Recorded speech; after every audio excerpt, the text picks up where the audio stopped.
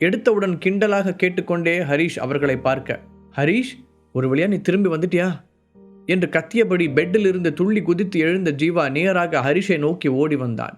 இருவரும் ரொம்ப நாட்களாக ஒருவரை ஒருவர் பார்க்கவில்லை என்பதால் இறுக்கமாக கட்டிப்பிடித்து கொண்டனர். அதோடு அவர்கள் பேசிக்கொள்வதற்கும் நிறைய விஷயங்கள் இருந்தன. ஹரீஷ், என்ன பண்ணிட்டு இருந்த இவ்வளவு நாளா? ஏன் என்னை பார்க்க வரல? செல்லமாக கோபித்த ஜீவா அவனுடைய நெஞ்சில் விளையாட்டாக குத்தினான். கொஞ்சம் முக்கியமான விஷயங்களை கவனிக்க வேண்டியிருந்துச்சு ஜீவா. ஆனால் நீ தான் இப்போ ஜம்முன்னு இருக்கியே, அப்புறம் நான் எதுக்காக உன்னை பற்றி கவலைப்படணும்? ஹரிஷும் பதிலுக்கு சிரித்து கொண்டான். நிஜமாகவே யூனியனிடமிருந்து ஜீவா மீட்கப்பட்ட பிறகு அவன் உடலில் இருந்த காயங்களை பற்றி ஹரீஷ் கவலைப்படவே இல்லை. ஜீவாவின் மூளை மற்றும் இதயம் சரியாக இயங்கும் வரை அவனுடைய காயங்கள் எவ்வளவு மோசமாக இருந்தாலும் ஜீவாவுடைய உடல் தானாகவே குணப்படுத்தி கொள்ளும். சுப்ரீம் கமாண்டரிடமிருந்து அந்த சக்தி ஜீவாவிற்கு கிடைத்திருந்தது. அப்புறம் ஹரீஷ், ஏஜே ஃபேமிலிக்கு நடந்ததை பற்றி நான் கேள்விப்பட்டேன். அந்த அனுராதா பாட்டியும் கார்த்திக்கும் உன்னை எவ்வளோ மோசமாக நடத்தியிருந்தாலும் ஒரு காலத்தில் அவங்க உன்னோட ஃபேமிலியாக இருந்தவங்க. அதனால் நிச்சயம் உனக்குள்ள வருத்தம் இருக்கும்னு எனக்கு தெரியும். அவனுடைய மனதை படித்தது போல ஜீவா பேச ஹரீஷ் எதுவும் பேசாமல் அவனை பார்த்து மென்மையாக சிரித்தான். அதுவும் சந்தனாவை பார்க்க தான் எனக்கு ரொம்ப கஷ்டமாக இருந்துச்சு ஹரீஷ் சொல்ல ஜீவா ஆறுதலாக தட்டி கொடுத்தான். அதன் பிறகு அவர்கள் இருவரும் அங்கிருந்த சோஃபாவில் உட்கார்ந்து ரொம்ப நேரம் பேசி கொண்டிருந்தார்கள். அப்போது திடீரென ஏதோ நினைவு வந்தவனாக ஜீவாவை பார்த்த ஹரீஷ், ஜீவா, இப்போதைக்கு நீ இந்த சிட்டியை விட்டு வெளியே போகிறது நல்லதுன்னு நினைக்கிறேன் என்றான். அதை கேட்டதும் ஜீவா எதற்கு அப்படி சொல்கிறான் என்று புரியாத குழப்பத்துடன் ஹரிஷை பார்த்தான். அப்போது திடீரென ஹரிஷ் ஜீவாவை சிட்டியை விட்டே வெளியே போகச் சொல்ல காரணம் புரியாத ஜீவா குழப்பத்துடன் நண்பனை பார்த்தான். நடக்கப் போகிற போரில் பினாக்கல் அமைப்பு நிச்சயமாக நிறைய சேதத்தை ஏற்படுத்தும் என்று அவர்கள் எதிர்பார்த்தார்கள். ஹரிஷ் ஏற்கனவே தன்னுடைய எதிரிகளால் தனக்கு வேண்டப்பட்ட பலரும் பாதிக்கப்பட்டதால் போர் தொடங்குவதற்கு முன்பாகவே அவர்களை பாதுகாப்பதற்கான திட்டங்களை உருவாக்க தொடங்கியிருந்தான். அதில் ஒரு பகுதியாகத்தான் ஜீவாவை ஊரை விட்டு வெளியே போகச் சொன்னான். ஹரீஷ், நீ ஏன் திடீர்னு அப்படி சொல்ற என்று கேட்ட ஜீவா ஹரீஷ் பதில் சொல்வதற்கு முன்பாகவே, உன்கிட்ட சொல்றதுல என்ன இருக்கு ஹரீஷ்? என்னோட ஃபேமிலி இந்த கொஞ்ச நாளாக ரொம்ப கஷ்டப்பட்டுட்டு இருக்கு. பிஸ்னஸ்லையும் நிறைய லாஸ் ஆகிட்டு இருக்கிறதா கேள்விப்பட்டேன். நான் மனசு வருத்தப்படக்கூடாதுன்னு தான் தாத்தா என்கிட்ட எதுவும் சொல்லாமல் இருக்காரு.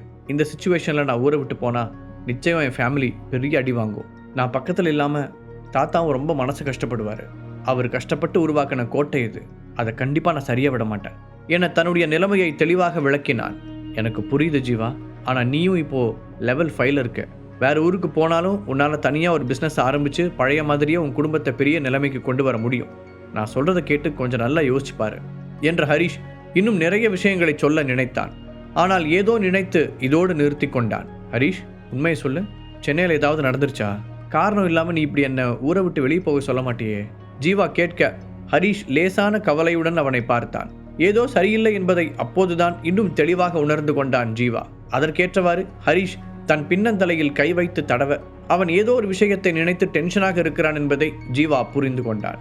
இத்தனை நாட்கள் ஹரீஷுடன் நெருக்கமாக பழகியதில் அவனுடைய முக மாற்றங்கள் ஒவ்வொன்றும் ஜீவாவிற்கு அத்துப்படி. ஹரீஷ் அவ்வளவாக தன்னுடைய உணர்வுகளை வெளியில் காட்டிக்கொள்ளாத ஆள்தான். ஆனாலும் ஜீவாவிடம் அவன் எப்போதும் உண்மையாகத்தான் நடந்து கொள்வான். பெரும்பாலும் ஜீவா பக்கத்தில் இருக்கும்போது ஹரீஷ் எந்த முகமுடியும் இன்றி இயல்பாக இருப்பான். உண்மையை சொல்லணும்னா இப்போதைக்கு நீ இதை பற்றி அதிகம் தெரிஞ்சுக்க வேணான்னு நினைக்கிறேன். ஹரீஷ் யோசனையுடன் சொல்ல, அப்படி என்ன நடந்துச்சு, அதுவும் என்கிட்டயே மறைக்கிற அளவுக்கு என்று லேசான கோபத்துடன் கேட்டான் ஜீவா. சரி, நான் உங்ககிட்ட உண்மையை சொல்கிறேன், ஆனால் அதுக்கப்புறம் நான் என்ன சொல்கிறேனோ அதை கேட்க நீ தயாராக இருக்கணும் சொன்ன ஹரீஷ் ஒரு பெரும் மூச்சுடன் ஜீவாவின் கண்களை பார்த்தான். உனக்கும் ஹெர்பல் மெடிசனில் ரொம்ப வருஷமாக இன்ட்ரெஸ்ட் இருக்கிறதுனால பினாக்கல் அமைப்பை பற்றி நீ ஏற்கனவே கேள்விப்பட்டிருப்பேன்னு நினைக்கிறேன். பேசத் தொடங்கிய ஹரீஷ் ஒரு நிமிடம் கேள்வியாய் நிறுத்த ஜீவா தெரியும் என தலையசைத்தான். இவ்வளோ நாள் தலைமறைவாக இருந்த அந்த அமைப்பு இப்போ வெளியில் வந்து தங்களோட தாக்குதலை தொடங்கியிருக்காங்க. நாட்டோட எல்லையில் இருந்துக்கிட்டு தங்களோட சக்திகளை பயன்படுத்தி கண்ணுக்கு தெரியாத எக்ஸ்ப்ளோஷனை நடத்தியிருக்காங்க. அதுதான் 2 நாளைக்கு முன்னாடி நம்ம ஃபீல் பண்ண நிலநடுக்கம். அவங்களால இன்னும் நம்ம நாட்டுக்குள்ளே வர முடியல. ஆனால் ஏற்கனவே ஸ்பெஷல் ஃபோர்ஸை எதிர்த்து போராட தொடங்கிட்டாங்க. இப்போதைக்கு அவங்க கை தான் ஓங்கி இருக்கு. ஸோ எப்போ வேணாலும் அவங்க நம்ம நாட்டுக்குள்ளே நுழையலாம். அப்போ பாதிக்கப்பட போகிற முதல் இடமா சென்னை தான் இருக்கும். ஏன்னா ஹெர்பல் மெடிசன் சேர்ந்த முக்கியமான பெரிய தலைங்க எல்லாரும் இங்கே தான் இருக்காங்க. ஸோ எல்லாரையும் ஒரே இடத்துல போட்டு தள்ள அவங்களுக்கு சென்னை தான் பெஸ்ட் சாய்ஸ் என்று தற்போது தங்களை நோக்கி வந்து கொண்டிருக்கும் ஆபத்தை பற்றி நண்பனுக்கு விளக்கினான் ஹரீஷ். அதனால தான் நான் சொல்கிறத கேட்டு நீயும் உன்னோட ஃபேமிலியும் சென்னையை விட்டு சீக்கிரமாக வெளியே போகணும்னு சொல்கிறேன். கவலையுடன் அவன் சொல்லி முடிக்க அந்த ரூம் மொத்தமும் நிசப்தத்தில் மூழ்கியது. திவ்யா தன்னுடைய உதடுகளை அழுத்தமாக கடித்து நடுக்கத்தை கண்ட்ரோல் செய்தாள். நீண்ட நாள் கழித்து சந்தித்த நண்பர்களை தொந்தரவு செய்ய வேண்டாம் என கருதி அதுவரை அமைதியாக உட்கார்ந்திருந்த அவள் ஹரிஷ் சொன்ன இந்த செய்தியால் எந்த அளவுக்கு அதிர்ச்சி அடைந்தாள் என்பதை அவளுடைய கண்களே வெளிக்காட்டியது. ஜீவா ஒரு ஆழமான மூச்சை எடுத்து பின் மெதுவாக வெளியே விட்டான். தன்னை நிதானப்படுத்திக் கொள்ள அவனுக்கு ரொம்ப நேரம் பிடித்தது. நீயும் ஊரை விட்டு போக போறியா? சடனாக ஜீவா ஒரு தீவிரமான பார்வையுடன் அவனிடம் கேட்டான். இல்ல ஜீவா, நான் வெளியே போக மாட்டேன். நான் மிரியட்ஸோட மெம்பர் மட்டும் இல்லை, ரேடியன்ஸ்லேயும் நான் ஒரு சீனியர் மெம்பர். ஸோ இந்த கடமையெல்லாம் இருக்கிறதுனால என்னால் வெளியே போக முடியாது. நான் அவங்களுக்கு எதிரான போரில் கலந்துக்க போகிறேன். ஹரிஷ் அவனுக்கு பதில் சொன்னான். ரேடியன்ஸ் பற்றிய முழு உண்மையை அவன் ஜீவாவிடம் சொல்லாததுக்கு ஒரு முக்கியமான காரணம் இருந்தது. மேலும் முதல் நாள் இரவு ருத்ரவேந்தர் அவருடன் பல விஷயங்களை பற்றி பேசினார். அதன் பிறகுதான் சென்னையிலேயே தங்கி இந்த போரை பயன்படுத்தி தன்னுடைய வலிமையை வளர்த்து கொள்ளலாம் என்று ஹரிஷ் முடிவு செய்திருந்தான். போர் நடந்தால் நிச்சயம் உயிரிழப்புகள் ஏற்படும். ஆனால் இன்னொரு பக்கம் அதன் காரணமாகவே ஹெர்பல் மெடிசன் வழக்கத்தை விட அதிக முக்கியத்துவம் பெறப்போகிறது. ஹரிஷ் தன்னால் தடுத்து நிறுத்த முடியாத இந்த சூழ்நிலையை ஒரு வகையில் தனக்கு சாதகமாக பயன்படுத்தி கொள்ள நினைத்தான். அதுவும் அவன் இந்த ஊரிலேயே இருக்க முடிவு செய்ததற்கு இன்னொரு காரணமாக இருந்தது. ஹரிஷ், நீ இங்கே இருக்கும்போது நான் மட்டும் வெளியே போவேன்னு எப்படி நினைக்கலாம்? உறுதியான குரலில் கேட்ட ஜீவா, உனக்கு மட்டும்தான் கடமைகள் இருக்கா ஹரிஷ்? எனக்கும் தான் இப்போ நிறைய கனவுகள் இருக்கு. சென்னையை விட்டு போனால் அதெல்லாம் நடக்கிறது கஷ்டம் என்றான். அப்படி என்ன கனவு ஜீவா, எனக்கு தெரியாம கேட்ட ஹரிஷ் தன் நண்பனை ஆச்சரியத்துடன் பார்க்க, நான் அதை சொன்ன நீ என்னை தப்பா நினைச்சுக்க மாட்டியே என்று தயக்கத்துடன் கேட்டான் ஜீவா.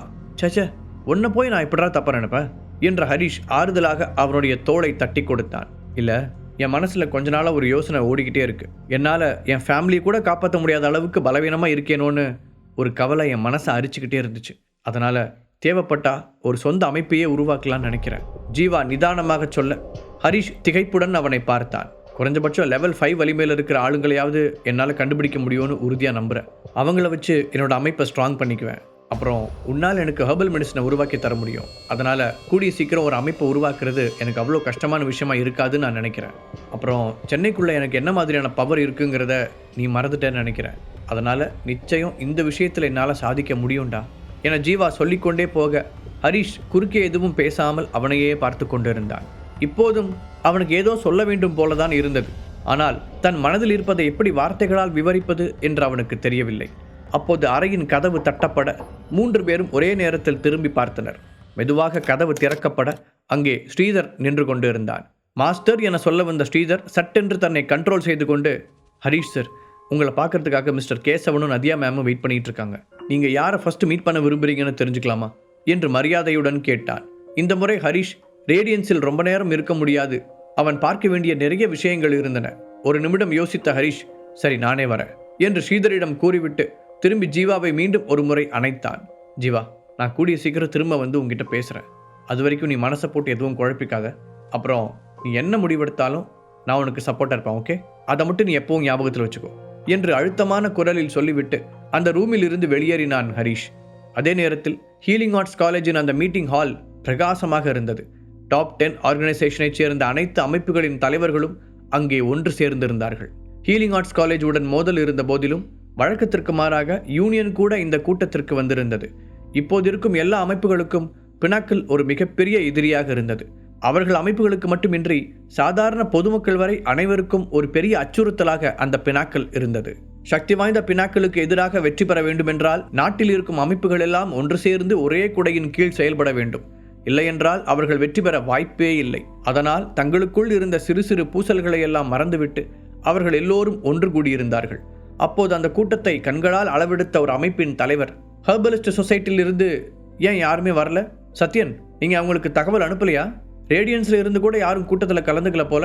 அவங்களுக்கு யாராவது இந்த கூட்டத்தை பத்தி இன்ஃபார்ம் பண்ணீங்களா இல்லையா என்று அதிகாரமாக கேட்டார். அதுக்கு முதல்ல அந்த ரேடியன்ஸ் மற்றவங்களோட கான்டாக்ட் வச்சுக்கணுமே. இன்னொருவர் கிண்டலாக சொல்ல, இது விளையாடுறதுக்கான நேரம் இல்லை. நமக்கு அவசரமா நிறைய ஹெர்பல் மாத்திரைகள் தேவைப்படுது. அதுலேயும் குறிப்பா பவர் பில்ஸ் கண்டிப்பா தேவைப்படும். ஏன்னா போர் நம்மளை நெருங்கிருச்சு.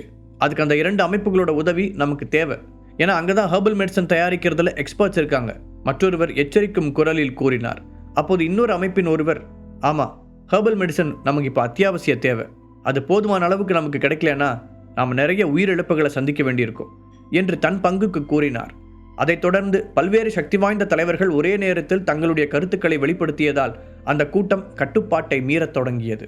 இரைச்சல் அதிகமாக வந்த விஷயத்தை மறந்து எல்லோரும் ஹெர்பலிஸ்ட் சொசைட்டி மற்றும் ரேடியன்ஸ் வராததை பற்றி குறையாக பேசத் தொடங்கினார்கள்.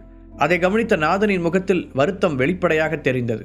இதென்ன பெரிய தலைவர்கள் கலந்துக்கிற மீட்டிங்கா, இல்லை ரோட்ல சண்டை போடுற ரவுடிங்க கூட்டமா என கடுப்பான நாதன் தன் முன்னால் இருந்த டேபிளின் மீது கையை வைத்து சத்தமாக தட்டினார். அந்த சத்தத்தை கேட்டு அங்கிருந்த எல்லோரும் பேச்சை நிறுத்திவிட்டு அவரின் பக்கம் திரும்பினார்கள். பினாக்களுக்கு எதிரான போராட்டத்தை பற்றி பேசதான் உங்கள் எல்லாரையும் இங்கே வர வச்சிருக்கோம். ஹெர்பலிஸ்ட் சொசைட்டி அப்புறம் ரேடியன்ஸ் பற்றி பேசுறதுக்கு இல்லை. இதை சொல்லும்போது நாதனுடைய குரல் ரொம்பவே கடுமையாக ஒலித்தது. அவருடைய உடம்பில் இருந்து அதிகமாக ஆற்றல் வெளிப்பட்டதால் அந்த ரூமில் இருந்த சில பலவீனமான மனிதர்கள் வித்தியாசமாக உணர ஆரம்பித்தனர். அப்போது அந்த கூட்டத்தில் இருந்த ஒரு தலைவர் தைரியத்தை வரவழைத்து கொண்டு, நாதன் சார், பினாக்களுக்கு எதிராக நடக்க போகிற சண்டையை பற்றி தான் நாங்கள் பேச வந்திருக்கோம். அதை நாங்கள் மறுக்கலை. ஆனால் நாங்கள் போரில் கலந்துக்கணுன்னா எங்களுக்கு தேவையான அளவு ஹெர்பல் மெடிசன் கிடைக்குங்கிற உத்தரவாதம் இருக்கணும்.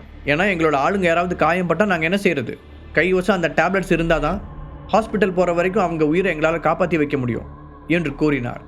அவர்கள் எல்லோரும் நீதிக்காக போராடுபவர்கள் என்று தங்களை சொல்லிக் கொண்டாலும் எந்த முன்னேற்பாடும் இல்லாமல் கண்மூடித்தனமாக தங்களுடைய ஆட்களை போருக்கு அனுப்ப அவர்கள் தயாராக இல்லை.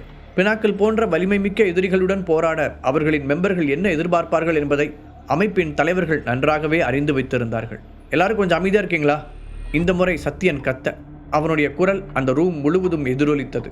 உடனே அவர்கள் எல்லோரும் கப் சிப் என்று அமைதியானார்கள். சத்யன் போன்ற பவர்ஃபுல்லான ஒருவனை எதிர்க்கும் அளவிற்கு அந்த கூட்டத்தில் யாருக்கும் தைரியம் இல்லை. அவர்கள் எல்லோரையும் இப்போது அமைதியாக பார்த்த சத்யன், நீங்கள் என்ன சொல்ல வரீங்கன்னு எங்களால் நல்லா புரிஞ்சுக்க முடியுது. கண்டிப்பாக நான் இந்த மீட்டிங் முடிஞ்ச உடனே திரும்பவும் ஒரு தடவை ரேடியன்ஸ் அப்புறம் ஹெர்பலிஸ்ட் சொசைட்டியை காண்டாக்ட் பண்ண ட்ரை பண்ணுறேன். இருந்தாலும் இப்போ அதை விட அவசரமான விஷயம் என்னென்னா, நம்மளை நோக்கி வந்துட்டு இருக்கிற ஆபத்துக்கு எதிராக படைகளை திரட்டுறது தான். அதனால் நீங்கள் எல்லாருமே உங்களோட டேலண்டான மெம்பர்ஸை சென்னைக்கு அனுப்பி வைக்க சொல்லி கேட்டுக்கிறேன். அப்போ தான் நம்ம போருக்கான மற்ற ஏற்பாடுகளை கவனிக்க முடியும். முழு கதையையும் கேட்டு மகிழ பாக்கெட் FM APP டவுன்லோட் செய்யுங்கள். லிங்க் டிஸ்கிரிப்ஷனில் கொடுக்கப்பட்டுள்ளது.